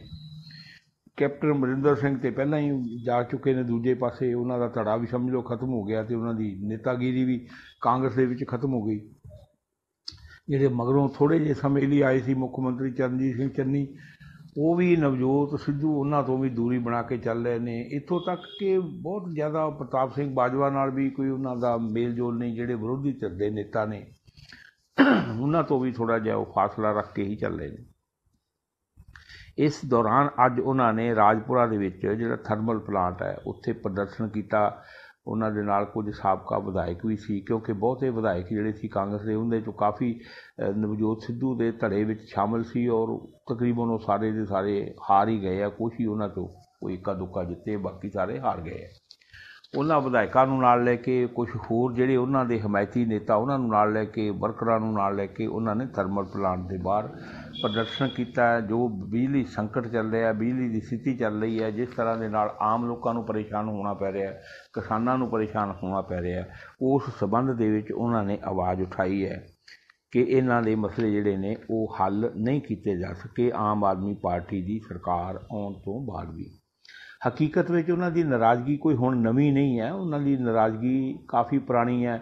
ਬਲਕਿ ਆਪਾਂ ਇਹ ਕਹੀਏ ਕਿ ਉਹ ਜਦੋਂ ਤੋਂ ਸਿਆਸਤ ਵਿੱਚ ਆਏ ਨੇ ਉਹਨਾਂ ਦੀ ਕਿਤੇ ਨਾ ਕਿਤੇ ਨਾਰਾਜ਼ਗੀ ਚੱਲਦੀ ਰਹੀ ਹੈ। ਜੋ ਭਾਰਤੀ ਜਨਤਾ ਪਾਰਟੀ ਸੀ ਉੱਧਰ ਨਾਰਾਜ਼ਗੀ ਚੱਲ ਗਈ। ਜੇ ਉਹ ਭਾਰਤੀ ਜਨਤਾ ਪਾਰਟੀ ਵਿੱਚ ਅਕਾਲੀ ਦਲ ਸ਼ਾਮਿਲ ਸੀ ਤਾਂ ਉਹਨਾਂ ਦੇ ਨਾਲ ਇੱਟ ਖੜਕਾ ਉਹਨਾਂ ਦਾ ਚੱਲ ਪਿਆ। ਜੇ ਬਾਅਦ 'ਚੋਂ ਕਾਂਗਰਸ ਵਿੱਚੋਂ ਆਏ ਤਾਂ ਜਦੋਂ ਕੈਪਟਨ ਅਮਰਿੰਦਰ ਸਿੰਘ ਦੀ ਸਰਕਾਰ ਬਣੀ 17 ਦੇ ਵਿੱਚ, ਉਹਨਾਂ ਨੂੰ ਲੋਕਲ ਬਾਡੀ ਮੰਤਰੀ ਬਣਾਇਆ ਗਿਆ। ਉਸ ਵੇਲੇ ਵੀ ਉਹਨਾਂ ਦਾ ਜਿਹੜਾ ਸੀ ਉਹ ਅਮਰਿੰਦਰ ਨਾਲ ਕੁਛ ਥੋੜ੍ਹਾ ਜਿਹਾ ਕਿਸੇ ਗੱਲੋਂ ਮਤਭੇਦ ਹੋ ਗਏ ਅਤੇ ਉਹਨਾਂ ਤੋਂ ਮੰਤਰਾਲਾ ਵੀ ਖੁੱਸ ਗਿਆ। ਉਸ ਤੋਂ ਬਾਅਦ ਜਦੋਂ ਕੈਪਟਨ ਅਮਰਿੰਦਰ ਸਿੰਘ ਦੇ ਖਿਲਾਫ ਕਾਫੀ ਸਮਾਂ ਤੇ ਉਹ ਚੁੱਪ ਰਹੇ, ਪਰ ਅਖੀਰਲੇ ਸਮੇਂ ਦੇ ਵਿੱਚ ਆ ਕੇ ਜਦੋਂ ਹਰਕਤ ਵਿੱਚ ਆਏ, ਕੈਪਟਨ ਅਮਰਿੰਦਰ ਦੇ ਖਿਲਾਫ ਲਾਮਬੰਦੀ ਹੋਈ, ਉਹਨਾਂ ਦੇ ਖਿਲਾਫ ਪਾਰਟੀ ਨੂੰ ਸਾਰਾ ਫੀਡਬੈਕ ਦਿੱਤਾ ਗਿਆ ਅਤੇ ਉਹਨਾਂ ਨੂੰ ਗੱਦੀ ਤੋਂ ਲਾਹ ਦਿੱਤਾ ਗਿਆ। ਉਸ ਵੇਲੇ ਵੀ ਸ਼ਾਇਦ ਨਵਜੋਤ ਸਿੱਧੂ ਨੂੰ ਇਹ ਲੱਗਦਾ ਹੋਏ ਕਿ ਮੈਨੂੰ ਮੁੱਖ ਮੰਤਰੀ ਬਣਾਉਣਗੇ, ਪਰ ਉਹਨਾਂ ਨੂੰ ਮੁੱਖ ਮੰਤਰੀ ਨਹੀਂ ਬਣਾਇਆ ਗਿਆ। ਇਹ ਗੱਲ ਵੀ ਉਹਨਾਂ ਦੇ ਮਨ ਵਿੱਚ ਸੀ। ਦੂਜੀ ਗੱਲ ਉਹਨਾਂ ਦੇ ਮਨ ਵਿੱਚ ਉਦੋਂ ਬਣੀ ਜਦੋਂ ਮੁੱਖ ਮੰਤਰੀ ਦਾ ਚਿਹਰਾ ਐਲਾਨਿਆ, ਅਤੇ ਉਦੋਂ ਉਹਨਾਂ ਨੂੰ ਮੁੱਖ ਮੰਤਰੀ ਦਾ ਚਿਹਰਾ ਵੀ ਨਹੀਂ ਐਲਾਨਿਆ। ਤੀਜੀ ਗੱਲ ਫੇਰ ਬਣੀ ਕਿ ਜਦੋਂ ਉਹਨਾਂ ਤੋਂ ਪਾਰਟੀ ਦੀ ਪ੍ਰਧਾਨਗੀ ਖੁੱਸ ਗਈ ਇੱਕ ਵਾਰ ਅਤੇ ਅੱਗੋਂ ਫੇਰ ਪ੍ਰਧਾਨ ਬਣਾਉਣਾ ਸੀ, ਉਹਨਾਂ ਨੂੰ ਸ਼ਾਇਦ ਇਹ ਲੱਗਦਾ ਹੋਏ ਕਿ ਫੇਰ ਮੈਨੂੰ ਪਾਰਟੀ ਪ੍ਰਧਾਨ ਬਣਾਵੇਗੀ, ਪਰ ਪਾਰਟੀ ਨੇ ਉਹਨਾਂ ਨੂੰ ਫੇਰ ਨਹੀਂ ਪ੍ਰਧਾਨ ਬਣਾਇਆ। ਪਾਰਟੀ ਵੱਲੋਂ ਉਹਨਾਂ ਨੂੰ ਨਜ਼ਰਅੰਦਾਜ਼ ਜਿਹੜਾ ਉਹ ਵਾਰ-ਵਾਰ ਕੀਤਾ ਗਿਆ, ਸ਼ਾਇਦ ਉਹਨਾਂ ਦਾ ਰਵੱਈਆ ਦੇਖ ਕੇ, ਵਤੀਰਾ ਦੇਖ ਕੇ, ਬੋਲ ਬਾਣੀ ਵੇਖ ਕੇ। ਇਸ ਕਰਕੇ ਉਹ ਹੁਣ ਵੀ ਆਪਣਾ ਜਿਹੜਾ ਇਕੱਲੇ ਵੱਖਰੇ ਰਾਹ 'ਤੇ ਚੱਲ ਰਹੇ ਨੇ। ਹਜੇ ਕਿ ਵਾਰ-ਵਾਰ ਉਹ ਗੱਲ ਇਹੀ ਕਰ ਰਹੇ ਨੇ ਕਿ ਮੈਂ ਕਾਂਗਰਸ ਪਾਰਟੀ ਜਿਹੜੀ ਆ ਉਹ ਨਹੀਂ ਛੱਡਾਂਗਾ, ਮੈਂ ਪੰਜਾਬ ਦੇ ਹਿੱਤਾਂ ਲਈ ਲੜਾਂਗਾ, ਕਾਂਗਰਸ ਪਾਰਟੀ ਵਿੱਚ ਰਹਿ ਕੇ ਲੜਦਾ ਰਹਾਂਗਾ ਔਰ ਲੀਡਰਸ਼ਿਪ ਦੇ ਨਾਲ ਮੇਰਾ ਕੋਈ ਮਤਭੇਦ ਨਹੀਂ ਹੈ, ਉਹਨਾਂ ਦੇ ਨਾਲ ਮੈਂ ਮਿਲ ਕੇ ਚੱਲਾਂਗਾ ਔਰ ਮਿਲ ਕੇ ਪਾਰਟੀ ਲਈ ਕੰਮ ਕਰਦਾ ਰਹਾਂਗਾ। ਪਰ ਇੱਥੋਂ ਦੇ ਬਾਕੀ ਨੇਤਾ ਜਿਹੜੇ ਨੇ ਉਹਨਾਂ ਤੋਂ ਉਹ ਫਰਕ ਬਣਾ ਕੇ ਚੱਲ ਰਹੇ ਨੇ, ਭਾਵੇਂ ਆਪਣੇ ਜ਼ਬਾਨੋਂ ਉਹਨਾਂ ਦੇ ਖਿਲਾਫ ਕੋਈ ਸ਼ਬਦ ਉਹ ਨਹੀਂ ਬੋਲਦੇ, ਪਰ ਉਹਨਾਂ ਤੋਂ ਦੂਰੀ ਬਣਾ ਕੇ ਚੱਲ ਰਹੇ ਨੇ। ਹਾਂਜੀ। ਤੇ ਸੰਧੂ ਸਾਹਿਬ, ਸੁਨੀਲ ਜਾਖੜ ਦੇ ਬਾਰੇ ਅਨੁਸ਼ਾਸਨ ਕਮੇਟੀ ਕਹਿੰਦੇ ਆ ਕਾਂਗਰਸ ਦੀ ਕੱਲ੍ਹ ਨੂੰ ਫੈਸਲਾ ਸੁਣਾ ਦੇਵੇਗੀ, ਤੇ ਕੁਛ ਲੱਗ ਰਿਹਾ ਆਸਾਰ ਵੀ ਕਿਹੋ ਜਿਹਾ ਫੈਸਲਾ ਆ ਸਕਦਾ? ਕਈ ਵਾਰ ਅੰਦਾਜ਼ਾ ਲੱਗ ਜਾਂਦਾ ਵੀ ਇਹਨਾਂ ਦੇ ਹੱਕ 'ਚ ਜਾਊਗਾ ਕਿ ਵਿਰੁੱਧ ਜਾਊਗਾ ਫੈਸਲਾ। ਜੋ ਆਵਾਜ਼ਾਂ ਆ ਰਹੀਆਂ ਨੇ ਉਹ ਤਾਂ ਇਹੀ ਆ ਰਹੀਆਂ ਨੇ ਕਿ ਜਿਹੜੀ ਅਨੁਸ਼ਾਸਨ ਕਮੇਟੀ ਹੈ ਉਹਨਾਂ ਖਿਲਾਫ ਬੜਾ ਸਖਤ ਸਟੈਂਡ ਲੈ ਸਕਦੀ ਹੈ, ਕਿਉਂਕਿ ਅਨੁਸ਼ਾਸਨ ਕਮੇਟੀ ਨੇ ਉਹਨਾਂ ਨੂੰ ਕਾਰਨ ਦੱਸੋ ਨੋਟਿਸ ਜਾਰੀ ਕੀਤਾ ਸੀ, ਜਿਸ ਵੇਲੇ ਉਹਨਾਂ ਨੇ ਕੁਛ ਇਸ ਤਰ੍ਹਾਂ ਦੇ ਕੁਝ ਸ਼ਬਦ ਬੋਲੇ ਸੀਗੇ। ਹਾਲਾਂਕਿ ਉਹ ਬਹੁਤ ਸਿਆਣੇ ਨੇਤਾ ਨੇ, ਬੜੇ ਗੰਭੀਰ ਨੇਤਾ ਨੇ, ਉਹਨਾਂ ਕੋਲੋਂ ਇਹੋ ਜਿਹੀ ਤਵੱਕੋ ਨਹੀਂ ਕੀਤੀ ਜਾਂਦੀ, ਪਰ ਕਿਸੇ ਵੇਲੇ ਜਾਣ-ਬੁੱਝ ਕੇ ਸ਼ਬਦ ਨਿਕਲ ਗਏ, ਭਾਵੁਕਤਾ ਵਸ ਨਿਕਲ ਗਏ, ਗੁੱਸੇ 'ਚ ਨਿਕਲ ਗਏ, ਕਿਵੇਂ ਨਿਕਲ ਗਏ, ਕੋਈ ਗੱਲਬਾਤ ਜਿਹੜੀ ਸੀ ਉਹ ਕਰ ਗਏ, ਜਿਸ ਚੀਜ਼ ਦਾ ਨੋਟਿਸ ਲਿਆ ਗਿਆ ਉਹ ਸਾਰੀਆਂ ਆਡੀਓ ਵੀਡੀਓ ਹਾਈ ਕਮਾਨ ਕੋਲ ਪਹੁੰਚਾਈਆਂ ਗਈਆਂ। ਅਨੁਸ਼ਾਸਨ ਕਮੇਟੀ ਨੇ ਉਹਨਾਂ ਕੋਲ ਜਵਾਬ ਮੰਗਿਆ ਅਤੇ ਉਹਨਾਂ ਨੇ ਜਵਾਬ ਨਹੀਂ ਦਿੱਤਾ ਅਨੁਸ਼ਾਸਨ ਕਮੇਟੀ ਨੂੰ। ਇਸ ਕਰਕੇ ਅਨੁਸ਼ਾਸਨ ਕਮੇਟੀ ਦਾ ਤਾਂ ਖਿੱਚ ਗਈ। ਫਿਰ ਉਸ ਤੋਂ ਬਾਅਦ ਉਹ ਆਪਣਾ ਸੁਨੀਲ ਜਾਖੜ ਜੀ ਜਿਹੜੇ ਸੀਗੇ ਉਹ ਵਾਰਾਣਸੀ ਗਏ ਤਾਂ ਜਿਹੜੇ ਸ਼੍ਰੀ ਰਵਿਦਾਸ ਜੀ ਆ ਉਹਨਾਂ ਦੇ ਉੱਥੇ ਜਨਮ ਸਥਾਨ ਹੈ, ਜਿੱਥੇ ਉੱਥੇ ਜਾ ਕੇ ਉਹਨਾਂ ਨੇ ਮਾफ़ੀ ਵੀ ਮੰਗੀ। ਉਹਨਾਂ ਨੇ ਕਿਹਾ ਵੀ ਕਿ ਮੈਂ ਕਦੀ ਕਿਸੇ ਭਾਈਚਾਰੇ ਦੇ ਭਾਵਨਾਵਾਂ ਨੂੰ ਠੇਸ ਨਹੀਂ ਪਹੁੰਚਾਈ, ਪਰ ਜੇ ਮੇਰੇ ਕੋਲੋਂ ਕੁਝ ਸ਼ਬਦ ਇੱਦਾਂ ਦੇ ਨਿਕਲ ਗਏ ਜਿਹਦੇ ਨਾਲ ਕਿਸੇ ਨੂੰ ਠੇਸ ਲੱਗੀ ਹੈ ਤਾਂ ਮੈਂ ਉਹਦੀ ਮਾफ़ੀ ਮੰਗਦਾ। ਪਰ ਹਾਈ ਕਮਾਨ ਨੇ ਇਹ ਗੱਲ ਕਹੀ ਆ ਕਿ ਉਹਨੇ ਆ ਕੇ ਸਾਡੇ ਕੋਲੋਂ ਤਾਂ ਕੋਈ ਮਾफ़ੀ ਨਹੀਂ ਮੰਗੀ, ਨਾ ਸਾਨੂੰ ਕੋਈ ਉਹਨੇ ਜਵਾਬ ਦਿੱਤਾ ਕਾਰਨ ਦੱਸੋ ਨੋਟਿਸ ਦਾ। ਜਦ ਕਿ ਸੁਨੀਲ ਜਾਖੜ ਹੋਰਾਂ ਦਾ ਇਹ ਕਹਿਣਾ ਹੈ ਕਿ ਇਹਨਾਂ ਨੇ ਬਜਾਏ ਮੈਨੂੰ ਬੁਲਾ ਕੇ ਮੇਰੇ ਨਾਲ ਗੱਲਬਾਤ ਕਰਨ ਲਈ ਮੈਨੂੰ ਸਿੱਧਾ ਕਾਰਨ ਦੱਸੋ ਨੋਟਿਸ ਹੀ ਜਾਰੀ ਕਰ ਦਿੱਤਾ ਗਿਆ। ਇਸ ਕਰਕੇ ਔਰ ਉਹ ਵੀ ਦੂਰੀ ਬਣਾ ਕੇ ਚੱਲ ਰਹੇ ਨੇ। ਮਾਮਲਾ ਉਹਨਾਂ ਦਾ ਵੀ ਕਿਸੇ ਨਾ ਕਿਸੇ ਢੰਗ ਨਾਲ ਥੋੜ੍ਹਾ ਬਹੁਤਾ ਨਵਜੋਤ ਸਿੱਧੂ ਦੇ ਨਾਲ ਮਿਲਦਾ ਜੁਲਦਾ ਹੀ ਹੈ। ਇਹ ਵੱਖਰੀ ਗੱਲ ਹੈ ਕਿ ਨਵਜੋਤ ਸਿੱਧੂ ਅਜੇ ਪਾਰਟੀ ਕੈਡਰ ਦੇ ਵਿੱਚ ਬਕਾਇਦਾ ਕਾਇਮ ਹੈ। ਉਹ ਵੀ ਭਾਵੇਂ ਕਾਇਮ ਨੇ ਪਰ ਉਹ ਦੂਰੀ ਬਣਾ ਕੇ ਚੱਲੇ ਨੇ ਸਰਗਰਮ ਸਿਆਸਤ ਤੋਂ, ਜਿਵੇਂ ਉਹ ਲਾਂਭੇ ਹੋ ਗਏ ਨੇ। ਕੋਈ ਬਿਆਨ ਨਹੀਂ, ਕੋਈ ਸਰਗਰਮੀ ਨਹੀਂ, ਕੋਈ ਐਕਟੀਵਿਟੀ ਨਹੀਂ ਹੈ ਉਹਨਾਂ ਦੀ। ਅਤੇ ਹੁਣ ਕੱਲ੍ਹ ਨੂੰ ਅਨੁਸ਼ਾਸਨੀ ਕਮੇਟੀ ਜਿਹੜੀ ਹੈ ਹਾਈ ਕਮਾਨ ਹੈ ਉਹਨਾਂ ਨੇ ਕੱਲ੍ਹ ਨੂੰ ਫੈਸਲਾ ਕਰਨਾ ਹੈ। ਫੈਸਲਾ ਤਾਂ ਉਹੀ ਹੋਣਾ ਜੋ ਹਾਈ ਕਮਾਨ ਨੂੰ ਮਨਜ਼ੂਰ ਹੈ। ਔਰ ਇਹ ਵੀ ਸੋਚਿਆ ਜਾ ਰਿਹਾ ਕਿ ਸ਼ਾਇਦ ਉਹਨਾਂ ਨੂੰ ਪਾਰਟੀ ਦੇ ਵਿੱਚੋਂ ਸਸਪੈਂਡ ਕਰ ਦਿੱਤਾ ਜਾਏ, ਪਾਰਟੀ 'ਚੋਂ ਉਹਨਾਂ ਦੀ ਛੁੱਟੀ ਵੀ ਹੋ ਸਕਦੀ ਹੈ, ਕੁਝ ਸਾਲਾਂ ਲਈ ਵੀ ਹੋ ਸਕਦੀ ਹੈ, ਲੰਬੀ ਵੀ ਹੋ ਸਕਦੀ ਹੈ।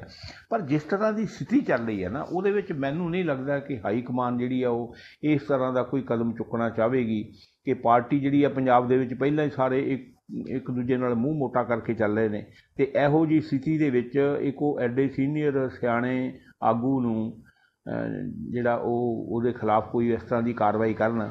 ਹਾਲਾਂਕਿ ਉਹਦੇ ਨਾਲ ਆਪਾਂ ਦੇਖੀਏ ਤਾਂ ਉਹਦੇ ਨਾਲ ਵੀ ਤਾਂ ਧੱਕਾ ਹੀ ਹੁੰਦਾ ਆਇਆ। ਪਹਿਲਾਂ ਉਹਨੂੰ ਪ੍ਰਧਾਨਗੀ ਤੋਂ ਚੰਗੀ ਭਲੀ ਉਹ ਪ੍ਰਧਾਨਗੀ ਕਰ ਰਹੇ ਸੀਗੇ, ਉਹਨੂੰ ਲਾ ਕੇ ਨਵਜੋਤ ਸਿੱਧੂ ਨੂੰ ਪ੍ਰਧਾਨ ਬਣਾਤਾ।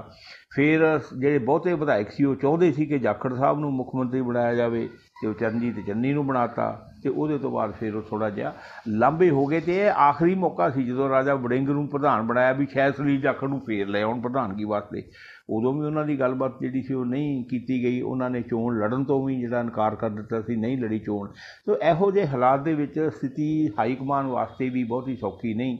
ਪਰ ਇਹ ਹੁਣ ਕੱਲ੍ਹ ਪਤਾ ਲੱਗੇਗਾ ਕਿ ਉਹ ਕੀ ਕਾਰਵਾਈ ਕਰਦੇ ਨੇ। ਆਪਾਂ ਫੇਰ ਉਸ ਨੂੰ ਸਰੋਤਿਆਂ ਦੇ ਨਾਲ ਸਾਂਝੀ ਕਰਾਂਗੇ। ਜੀ ਸੰਧੂ ਸਾਹਿਬ, ਜਦੋਂ ਭਾਰਤ ਦੇ ਕਿਸਾਨਾਂ ਦੀ ਗੱਲ ਕਰਦੇ ਹਾਂ ਤਾਂ ਹਮੇਸ਼ਾ ਹੀ ਮਸਲਾ ਆਉਂਦਾ ਸੀ ਕਿ MSP ਯਾਨੀ ਕਿ ਫਸਲਾਂ ਦੇ ਉੱਤੇ ਜੋ ਲਾਗਤ ਆਉਂਦੀ ਹੈ ਪੈਦਾਵਾਰ ਦੀ, ਉਹ ਉਸ ਹਿਸਾਬ ਨਾਲ ਉਹਨਾਂ ਨੂੰ ਕੀਮਤ ਨਹੀਂ ਮਿਲਦੀ। ਸੋ ਉਹ ਘਾਟਾ ਖਾ ਕੇ ਆਪਣੀ ਫਸਲ ਵੇਚ ਰਹੇ। ਅਸੀਂ ਬਿਜਲੀ ਦੀ ਸਬਸਿਡੀ ਦੀ ਗੱਲ ਕਰਦੇ ਹਾਂ ਪਰ ਇਹ ਨਹੀਂ ਪਤਾ ਵੀ ਕਿਸਾਨ ਕਿੰਨੀ ਉਹਨਾਂ ਦੇ ਉੱਤੋਂ ਜਿਹੜੀ ਜਬਰਨ ਸਬਸਿਡੀ ਉਹ ਆਪ ਉਤਾਰ ਰਹੇ ਆ ਲੋਕਾਂ ਦੇ ਢਿੱਡਾਂ 'ਚ ਕਣਕ ਪਾਉਣ ਲਈ। ਉਹ ਸਬਸਿਡੀ ਦਾ ਕੀ ਬਣੂਗਾ ਜਦੋਂ ਘੱਟ ਮੁੱਲ 'ਤੇ ਵੇਚਦੇ ਆ। 100 ਰੁਪਇਆ ਲਾਗਤ ਹੋਵੇ ਅਤੇ 50 'ਚ ਚੀਜ਼ ਵੇਚਣੀ ਹੋਵੇ ਅਤੇ ਉਹ 50 ਰੁਪਈਏ ਕਿੱਧਰ ਗਏ ਅਤੇ ਵਿੱਚੋਂ 20 ਰੁਪਇਆਂ ਦੀ ਬਿਜਲੀ ਮਾਫ ਕਰਕੇ ਰੌਲਾ ਪਾ ਲੈਂਦੇ ਆ। ਸੋ ਇਸੇ ਦੌਰਾਨ ਕਿਸਾਨਾਂ ਨੇ ਮਹਿੰਗਾਈ ਦੀ ਮਾਰ ਉੱਤੇ ਹੋਰ ਗੱਲ ਕਰਦਿਆਂ ਕਿਹਾ ਕਿ DAP ਖਾਦਾਂ ਇਹ ਹੋਰ ਮਹਿੰਗੀਆਂ ਹੋ ਗਈਆਂ ਅਤੇ ਫਿਰ ਕਿੱਧਰ ਜਾਣਗੇ ਉਹ। ਦਰੁਸਤ ਹੈ ਤੁਹਾਡੀ ਗੱਲ ਬਿਲਕੁਲ ਰਮਨ ਜੀ, ਕਿਉਂਕਿ ਜਿਹੜਾ ਸਵਾਮੀਨਾਥਨ ਕਮਿਸ਼ਨ ਹੈ ਜਿਹਦਾ ਹੁਣ ਤੱਕ ਮਤਲਬ ਵਾਰ-ਵਾਰ ਕਿਸਾਨਾਂ ਵੱਲੋਂ ਮੰਗ ਕੀਤੀ ਜਾਂਦੀ ਹੈ ਕਿ ਸਵਾਮੀਨਾਥਨ ਕਮਿਸ਼ਨ ਦੀ ਰਿਪੋਰਟ ਲਾਗੂ ਕੀਤੀ ਜਾਵੇ। ਸਵਾਮੀਨਾਥਨ ਕਮਿਸ਼ਨ ਰਿਪੋਰਟ ਨੇ ਇਹੀ ਗੱਲ ਜਿਹੜੀ ਹੈ ਉਹ ਕੀਤੀ ਸੀ ਔਰ ਉਹ ਕੇਂਦਰ ਸਰਕਾਰ ਨੇ ਕਮਿਸ਼ਨ ਬਣਾਇਆ ਸੀ, ਉਹ ਕੋਈ ਕਿਸਾਨਾਂ ਨੇ ਨਹੀਂ ਬਣਾਇਆ ਸੀ। ਔਰ ਉਸ ਨੇ ਰਿਪੋਰਟ ਦਿੱਤੀ ਸੀ ਕਿ ਜਿਹੜੀ ਕਿਸਾਨਾਂ ਦੀ ਲਾਗਤ ਹੈ ਉਹਦਾ ਠੀਕ ਢੰਗ ਦੇ ਨਾਲ ਜਾਇਜ਼ਾ ਲਿਆ ਜਾਵੇ ਕਿ ਲਾਗਤ ਕਿੰਨੀ ਹੈ ਅਤੇ ਲਾਗਤ ਦੇ ਵਿੱਚ 50% ਦੀ ਮੁਨਾਫਾ ਜੋੜ ਕੇ, ਜੇ 100 ਰੁਪਇਆ ਉਹਦੀ ਲਾਗਤ ਆਉਂਦੀ ਹੈ ਤਾਂ 50 ਰੁਪਏ ਜੋੜ ਕੇ 150 ਰੁਪਇਆ ਉਹਦੀ ਜਿਣਸ ਦਾ ਮੁੱਲ ਹੋਣਾ ਚਾਹੀਦਾ ਹੈ ਵੀ ਇੰਨੀ ਜਿਣਸ ਨਿਕਲੀ ਹੈ ਅਤੇ ਤਾਂ ਕਿ ਇਸ ਨੂੰ 150 ਰੁਪਇਆ ਇਹਦਾ ਮਿਲ ਜਾਵੇ। ਪਰ ਉਹ ਕਿਉਂਕਿ ਜਿਹੜੀ ਆ ਕਾਰਪੋਰੇਟ ਸੈਕਟਰ ਨੂੰ ਜਾਂ ਮਤਲਬ ਸਰਕਾਰਾਂ ਨੂੰ ਉਹ ਗੱਲ ਮਾਫਕ ਨਹੀਂ ਬਹਿੰਦੀ ਸੀ, ਇਸ ਕਰਕੇ ਉਹ ਰਿਪੋਰਟ ਅੱਜ ਤੱਕ ਧੂੜ ਚੱਟ ਰਹੀ ਹੈ। ਉਹਨੂੰ ਦੀਮਕ ਲੱਗ ਗਿਆ ਹੋਣਾ, ਹੁਣ ਤੱਕ ਮੇਰੇ ਖਿਆਲ ਕਾਗਜ਼ ਸਾਰੇ ਉਹਦੇ ਖਾਧੇ ਗਏ ਹੋਣੇ ਹੈ, ਉਸ ਪਾਸੇ ਨੂੰ ਆਏ ਨਹੀਂ। ਦੂਜੀ ਗੱਲ ਹੈਰਾਨੀਜਨਕ ਇਹ ਆ ਕਿ ਐਡਾ ਵੱਡਾ ਦੇਸ਼ ਹੋਵੇ ਔਰ ਇਹਦੇ ਵਿੱਚ ਇੰਨਾ ਜ਼ਿਆਦਾ ਕਿਸਾਨੀ ਹੋਵੇ ਅਤੇ ਇਹਦੇ ਵਿੱਚ ਉਹਦੇ ਬਾਰੇ ਕਿਸਾਨੀ ਬਾਰੇ ਕੋਈ ਮੁਸ਼ਕਿਲ ਪੱਕੀ ਖੇਤੀਬਾੜੀ ਨੀਤੀ ਹੀ ਨਾ ਹੋਵੇ। ਇਹੋ ਕਾਰਨ ਹੈ ਕਿ ਸਾਰਾ ਕੁਝ ਜਿਹੜਾ ਹੈ ਉਹ ਮਨਮਰਜ਼ੀ ਨਾਲ ਚੱਲਦਾ ਹੈ। ਜਦੋਂ ਜੇ MSP ਮਿਲਦਾ ਵੀ ਹੈ ਨਾ ਅਤੇ ਜਿਹੜਾ MSP ਦਿੱਤਾ ਜਾਂਦਾ ਹੈ ਕਿਸਾਨ ਉਹਦੇ ਤੋਂ ਸੈਟਿਸਫਾਈ ਥੋੜ੍ਹੀ ਹੈ। ਸਰਕਾਰ ਮਿਲ ਦਿੰਦੀ ਹੈ ਹਾਂ ਜੀ ਇਸ ਵਾਰੀ 2000 ਨੂੰ ਕਣਕ ਮੰਨ ਲਓ ਕੁਇੰਟਲ ਜਾ ਰਹੀ ਹੈ ਤਾਂ ਅਗਲੀ ਵਾਰੀ ਇਹ 'ਚ 60 ਰੁਪਏ ਦਾ ਵਾਧਾ ਕਰ ਦਿਓ ਜੀ, 50 ਰੁਪਏ ਦਾ ਵਾਧਾ ਕਰ ਦਿਓ। ਦੂਜੇ ਪਾਸੇ ਜਿਹੜਾ ਸਰਕਾਰ ਤੋਂ ਜਾਂ ਮਤਲਬ ਬਾਕੀ ਅਦਾਰਿਆਂ ਤੋਂ ਸਨਮਾਨ ਲੈਣਾ ਹੁੰਦਾ ਹੈ ਜਾਂ ਜਿਹੜਾ ਕਾਰਪੋਰੇਟ ਘਰਾਣਿਆਂ ਦੇ ਰਾਹੀਂ ਸਮਾਨ ਆਉਂਦਾ ਹੈ, ਉਹ ਕੀਮਤ ਉਹ ਵੀ ਉਹਦੀ ਆਪ ਹੀ ਮਿਥਦੇ ਆ। ਉਹ ਹੁਣ 150 ਰੁਪਇਆ ਪ੍ਰਤੀ ਥੈਲਾ DAP ਖਾਦ ਜਿਹੜੀ ਹੈ ਉਹਦੀ ਕੀਮਤ ਵਧਾ ਦਿੱਤੀ ਗਈ ਹੈ। ਦੂਜੇ ਪਾਸੇ ਜਿਹੜੀ NPK ਖਾਦ ਹੈ ਉਹਦੀ 130 ਰੁਪਏ ਥੈਲਾ ਉਹਦੀ ਕੀਮਤ ਵਧਾ ਦਿੱਤੀ ਗਈ ਹੈ। ਜਿਹੜੀ DAP ਹੈ ਇਹ ਪਹਿਲਾਂ 1200 ਰੁਪਏ ਦੀ ਮਿਲਦੀ ਸੀ, ਹੁਣ 150 ਵੱਧ ਗਿਆ 1350 ਰੁਪਏ ਦੀ ਮਿਲਣ ਲੱਗ ਗਈ। ਜਦੋਂ ਪਿਛਲੀ ਵਾਰੀ ਵੀ ਇਹਦੇ ਵਿੱਚ ਵਾਧਾ ਕੀਤਾ ਗਿਆ ਸੀ ਤੇ ਉਸ ਵੇਲੇ ਸਬਸਿਡੀ ਦੇ ਦਿੱਤੀ ਗਈ ਸੀ। ਹੁਣ ਵੀ ਸ਼ਾਇਦ ਸਰਕਾਰ ਇਹੀ ਸੋਚਦੀ ਹੋਊਗੀ ਵੀ ਆਪੇ ਰੌਲਾ ਰੱਪਾ ਪਾਉਣਗੇ ਜਾਂ ਥੋੜ੍ਹੀ ਬਹੁਤੀ ਸਬਸਿਡੀ ਦੇ ਦੇਵਾਂਗੇ, ਨਹੀਂ ਤਾਂ ਨਾ ਸੀ ਤਾਂ ਕੋਈ ਗੱਲ ਨਹੀਂ। ਦੂਜੀ ਜਿਹੜੀ ਹੈ ਉਹ ਵੀ ਉਹਦੇ ਵਿੱਚ ਵੀ ਪਹਿਲਾਂ 1340 ਰੁਪਏ ਦੀ NPK ਹੁਣ ਤੱਕ ਮਿਲ ਰਹੀ ਸੀ। ਅਗਲਾ ਸੀਜ਼ਨ ਅਜੇ ਸ਼ੁਰੂ ਹੋਣਾ ਹੈ। ਇਹ ਇਸ ਕਰਕੇ ਸੀਜ਼ਨ ਦੇ ਵਿੱਚ ਨਹੀਂ, ਉਹਦੇ ਤੋਂ ਮਤਲਬ ਕਿ ਮਹੀਨਾ ਲਗਭਗ 1.5 ਮਹੀਨਾ ਪਹਿਲਾਂ, ਕਿਉਂਕਿ ਜੂਨ ਦੇ ਵਿੱਚ ਜਾ ਕੇ ਝੋਨਾ ਜਿਹੜਾ ਜੀਰੀ ਹੈ ਜਿਹੜੀ ਉਹਦੀ ਰੁਪਾਈ ਸ਼ੁਰੂ ਹੋਣੀ ਹੈ ਅਤੇ ਉਸ ਵੇਲੇ ਜ਼ਿਆਦਾ ਇਹਨਾਂ ਖਾਦਾਂ ਦੀ ਲੋੜ ਪੈਣੀ ਹੈ। ਅਤੇ ਇਹ ਪਹਿਲਾਂ ਹੀ 1.5-2 ਮਹੀਨੇ ਪਹਿਲਾਂ ਉਹਦੀ ਕੀਮਤ ਵਧਾ ਦਿੱਤੀ ਗਈ ਹੈ। ਉਦੋਂ ਤੱਕ ਕਿਸਾਨਾਂ ਨੂੰ ਪਤਾ ਹੀ ਹੋਏਗਾ ਇਹਦੀ ਹੁਣ ਤੱਕ ਕੀਮਤ ਵਧੀ ਹੋਈ ਹੈ। ਹੁਣ ਇਸ ਵੇਲੇ ਉਹ ਦਾਣੇ ਸੰਭਾਲਣ 'ਚ ਲੱਗੇ ਨੇ, ਉਹ ਆਪਣੀ ਕਣਕ ਸੰਭਾਲਣ ਕੇ ਅੰਦੋਲਨ ਕਰਨ, ਪਰ ਫਿਰ ਵੀ ਕਿਸਾਨ ਯੂਨੀਅਨ ਨੇ ਕਿਹਾ ਕਿ ਅਸੀਂ ਕਿਸੇ ਵੀ ਹਾਲਤ ਵਿੱਚ ਇਸ ਨੂੰ ਬਰਦਾਸ਼ਤ ਨਹੀਂ ਕਰਾਂਗੇ।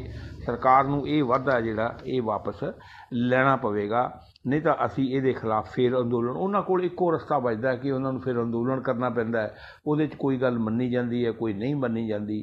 ਇਸ ਕਰਕੇ ਮਤਲਬ ਕਿਸਾਨ ਜਿਹੜੇ ਨੇ ਉਹ ਮਹਿੰਗਾਈ ਦੀ ਮਾਰ ਵੱਖਰੀ ਖਾ ਰਹੇ ਨੇ, ਸਰਕਾਰੀ ਨੀਤੀਆਂ ਦੇ ਵਿੱਚ ਜੋ ਖਾਮੀਆਂ ਨੇ ਉਹਨਾਂ ਦੀ ਮਾਰ ਵੱਖਰੀ ਖਾ ਰਹੇ ਨੇ। ਜਿਹੜਾ ਜਿਨਸਾਂ ਦੀ ਖਰੀਦੋ ਫਰੋਖਤ ਦੇ ਵਿੱਚ ਫਰਕ ਹੈ, ਪਾੜਾ ਜਿਹੜਾ, ਉਹਦੀ ਮਾਰ ਵੀ ਉਹ ਖਾ ਰਹੇ ਨੇ।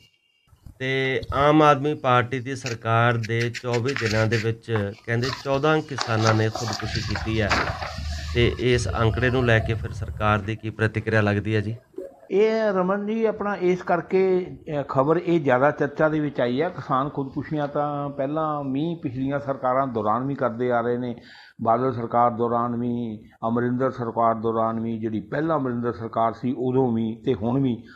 ਪਰ ਜਿਹੜੇ ਅਰਵਿੰਦ ਕੇਜਰੀਵਾਲ ਆ ਉਹਨਾਂ ਨੇ ਚੋਣ ਪ੍ਰਚਾਰ ਮੁਹਿੰਮ ਦੌਰਾਨ ਇਹ ਗੱਲ ਬੜੀ ਬਾਂਹ ਉੱਚੀ ਕਰਕੇ ਕਹੀ ਸੀ ਕਿ ਪੰਜਾਬ ਦੇ ਵਿੱਚ 1 ਅਪ੍ਰੈਲ ਤੋਂ ਬਾਅਦ ਕਿਸੇ ਨੂੰ ਖੁਦਕੁਸ਼ੀ ਨਹੀਂ ਕਰਨੀ ਪਏਗੀ। ਉਹਨਾਂ ਕਿਹਾ ਸੀ ਵੋਟਾਂ ਪੈ ਜਾਣੀਆਂ, ਮਾਰਚ 'ਚ ਸਾਡੀ ਸਰਕਾਰ ਬਣ ਜਾਣੀ ਹੈ ਅਤੇ 1 ਅਪ੍ਰੈਲ ਤੋਂ ਬਾਅਦ ਕੋਈ ਖੁਦਕੁਸ਼ੀ ਨਹੀਂ ਕਰੇਗਾ। ਇਸ ਕਰਕੇ ਅਸੀਂ 1 ਅਪ੍ਰੈਲ ਤੋਂ ਬਾਅਦ ਦੇ ਹੀ ਅੰਕੜੇ ਇਕੱਠੇ ਕੀਤੇ ਆ ਕਿ 1 ਅਪ੍ਰੈਲ ਤੋਂ ਲੈ ਕੇ 24 ਅਪ੍ਰੈਲ ਤੱਕ 24 ਦਿਨਾਂ ਦੇ ਵਿੱਚ 14 ਕਿਸਾਨਾਂ ਨੇ ਖੁਦਕੁਸ਼ੀਆਂ ਕਰ ਲਈਆਂ ਨੇ। ਅਤੇ ਕੇਜਰੀਵਾਲ ਹੁਣ ਤਾਂ ਬੋਲੇ ਨਹੀਂ, ਕਹਿੰਦੇ ਸੀ ਕਿਸੇ ਕਿਸਾਨ ਨੂੰ ਖੁਦਕੁਸ਼ੀ ਕਰਨੀ ਹੀ ਨਹੀਂ ਪਏਗੀ। ਉਹ ਬਿਆਨ ਜਿਹੜੇ ਨੇ ਅੱਜ ਵੀ ਖਬਰਾਂ ਵੀ ਉਹਨਾਂ ਦੀਆਂ ਪਈਆਂ ਨੇ, ਆਡੀਓ ਪਏ ਨੇ, ਵੀਡੀਓ ਪਏ ਨੇ, ਸਾਰਾ ਕੁਝ ਪਿਆ, ਉਹਨੂੰ ਦੇਖਿਆ ਜਾ ਸਕਦਾ ਜਿੱਥੇ ਮਰਜ਼ੀ। ਦੂਜੇ ਪਾਸੇ ਉਹਦੇ ਉੱਤੇ ਕੁਝ ਕਿਸਾਨ ਆਗੂਆਂ ਨੇ ਅਤੇ ਵਿਰੋਧੀ ਪਾਰਟੀਆਂ ਨੇ ਇਹ ਵੀ ਨਿਸ਼ਾਨਾ ਲਾਇਆ ਕਿ ਤੁਸੀਂ ਦਿੱਲੀ 'ਚ ਕਹਿੰਦੇ ਸੀ ਕਿ ਜੇ ਕੋਈ ਉੱਥੇ ਕਿਸਾਨ ਮਾਰਿਆ ਜਾਊਗਾ ਤਾਂ ਅਸੀਂ ਉਹਨੂੰ 1 ਕਰੋੜ ਰੁਪਇਆ ਮੁਆਵਜ਼ਾ ਦੇਵਾਂਗੇ, ਪੰਜਾਬ ਵਾਲਿਆਂ ਨੂੰ ਕਿਉਂ ਨਹੀਂ ਦਿੰਦੇ? ਦੂਜੇ ਪਾਸੇ ਤੁਸੀਂ ਪੰਜਾਬ ਦੇ ਵਿੱਚ ਇਹ ਵੀ ਕਿਹਾ ਕਿ ਜੇ ਕੋਈ ਇੱਥੇ ਪੁਲਿਸ ਮੁਲਾਜ਼ਮ ਸ਼ਹੀਦ ਹੁੰਦਾ ਤਾਂ ਉਹਦੇ ਪਰਿਵਾਰ ਨੂੰ 1 ਕਰੋੜ ਰੁਪਈਆ ਦੇਵਾਂਗੇ। ਬਿਲਕੁਲ ਦੇਣਾ ਚਾਹੀਦਾ ਉਹਨਾਂ ਦੇ ਪਰਿਵਾਰ ਨੂੰ, ਜਦੋਂ ਕਮਾਉਣ ਵਾਲਾ ਨਾ ਰਹੇ ਅਤੇ ਮਗਰੋਂ ਉਹਦੀ ਰੋਟੀ ਕਿਵੇਂ ਚਲਾਉਣੀ ਹੈ। ਅਤੇ ਇਹੀ ਸਥਿਤੀ ਕਿਸਾਨਾਂ ਦੀ ਹੈ ਵੀ ਜੇ ਕਿਸਾਨ ਮਰਦਾ ਤਾਂ ਉਹਦੇ ਪਰਿਵਾਰ ਨੂੰ 1 ਕਰੋੜ ਰੁਪਈਆ ਮੁਆਵਜ਼ਾ ਕਿਉਂ ਨਹੀਂ ਦਿੰਦੇ? ਵੀ ਸਰਕਾਰ ਜਿਹੜੀ ਆ ਉਹ ਇਹਨਾਂ ਗੱਲਾਂ ਤੋਂ ਪਿੱਛੇ ਭੱਜ ਰਹੀ ਹੈ। ਜਿਹੜੇ ਉਹਨੇ ਵਾਅਦੇ ਕੀਤੇ ਸੀ, ਦਾਅਵੇ ਕੀਤੇ ਸੀ, ਐਲਾਨ ਕੀਤੇ ਸੀ, ਉਹ ਕਿਸੇ ਦੇ ਉੱਤੇ ਵੀ ਪੂਰੀ ਉਤਰਦੀ ਨਜ਼ਰ ਨਹੀਂ ਆਉਂਦੀ।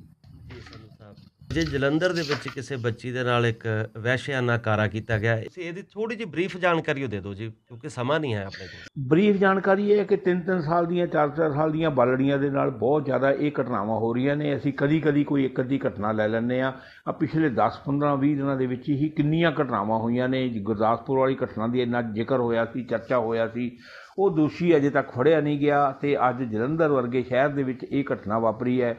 ਬੱਚੀ ਜਿਹੜੀ ਉਹ ਇਸ ਵੇਲੇ ਹਸਪਤਾਲ 'ਚ ਹੈ। ਪੁਲਿਸ ਜਿਹੜੀ ਉਹ ਕੱਖੀ ਪਲਾਈ ਹੱਥ ਮਾਰ ਰਹੀ ਹੈ।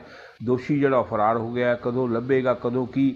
ਔਰ ਕੋਈ ਜਿਹੜਾ ਇੱਦਾਂ ਦੀਆਂ ਸਜ਼ਾਵਾਂ ਜਿਹੜੀਆਂ ਇਸ ਮਾਮਲੇ ਦੇ ਵਿੱਚ ਨੇ, ਕੋਈ ਕਾਬਲੇ ਗੌਰ, ਕਾਬਲੇ ਜ਼ਿਕਰ ਜਾਂ ਜਿਹੜੀਆਂ ਕੋਈ ਮਿਸਾਲੀ ਸਜ਼ਾਵਾਂ ਨੇ ਉਹ ਨਹੀਂ ਦਿੱਤੀਆਂ ਜਾਂਦੀਆਂ, ਜਿਸ ਕਰਕੇ ਜਿਹੜੇ ਇੱਦਾਂ ਦੇ ਅਪਰਾਧ ਨੇ ਉਹ ਲਗਾਤਾਰ ਪ੍ਰਫੁੱਲਤ ਹੋ ਰਹੇ ਨੇ। ਅਤੇ ਬੱਚੀਆਂ ਦਾ ਜਿਹੜੀ ਜੀਵਨ ਹੈ, ਜ਼ਿੰਦਗੀ ਹੈ, ਉਹ ਇਸ ਵੇਲੇ ਦਾਅ 'ਤੇ ਲੱਗੀ ਹੋਈ ਹੈ। ਸਰਕਾਰ ਨੂੰ, ਕਾਨੂੰਨ ਨੂੰ, ਪ੍ਰਸ਼ਾਸਨ ਨੂੰ ਇਸ ਮਾਮਲੇ 'ਚ ਕੁਝ ਅਸਰਦਾਰ ਕਦਮ ਚੁੱਕਣੇ ਚਾਹੀਦੇ ਨੇ ਕਿ ਛੋਟੀਆਂ ਬਾਲੜੀਆਂ ਜਿਨ੍ਹਾਂ ਨੂੰ ਆਪਣਾ ਨਾਮ ਹੀ ਪਤਾ ਨਹੀਂ ਹੁੰਦਾ, ਨਾਮ ਹੀ ਲਿਖਣਾ ਨਹੀਂ ਆਉਂਦਾ, ਉਹਨਾਂ ਦੇ ਨਾਲ ਇਸ ਤਰ੍ਹਾਂ ਖਿਲਵਾੜ, ਅਣਮਨੁੱਖੀ ਘਟਨਾ ਬਹੁਤ ਵੱਡਾ ਕਹਿਰ ਹੈ। ਸਰਕਾਰ ਨੂੰ ਇਹਦਾ ਕੁਝ ਬੰਦੋਬਸਤ ਕਰਨਾ ਚਾਹੀਦਾ। ਸ਼ੁਕਰੀਆ ਸੰਧੂ ਸਾਹਿਬ, ਖਬਰਾਂ ਦੀ ਜਾਣਕਾਰੀ ਲਈ ਜੀ। ਬਹੁਤ ਬਹੁਤ ਮਿਹਰਬਾਨੀ। ਧੰਨਵਾਦ ਜੀ, ਧੰਨਵਾਦ।